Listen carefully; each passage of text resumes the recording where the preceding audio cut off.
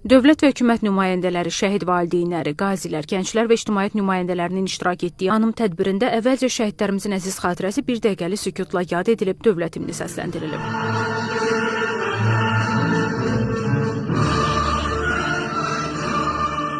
Çıxış edənlər bildiriblər ki, aprel döyüşləri dövlətimizin və ordumuzun gücünü, xalqımızın birliyini, həmrəyliyini və vətənpərvərliyini nümayiş etdirdi. Həmin vaxt igid əsgər və zabitlərimiz düşmənin amansız hücumlarının qarşısını qətiyyətlə alır, ağır zərbələr indirirdilər.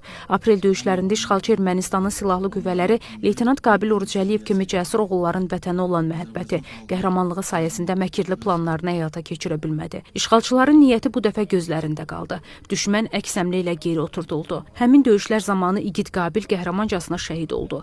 Bildirilib ki, Qabil Orucəliyev göstərdiyi şücaətə görə ölümündən sonra Prezident İlham Əliyevin sərəncamına əsasən 3-cü dərəcəli hərbi xidmətdə fərqlənməyə görə vətən uğrunda medalları ilə təltif edilib. Onun əziz xatirəsi xalqımızın qəlbində daim yaşayacaq. 5 nömrəli tam orta məktəbin şagirdləri tərəfindən vətənpərvərlik ruhunda şeirlər səsləndirilib, şəhidin ruhuna dualar oxunub. Bir daşdan yarattın qanına, qardaş, izin etməyəcək, ey qaşırdaş, lalətə çatılıb qan düşənizlər, yolun hər zaman bu millət gözlər, sən ölmədin Qabil, ucaldı adın. Allahümme salli ala Muhammedin ve ali Muhammed, Allahümme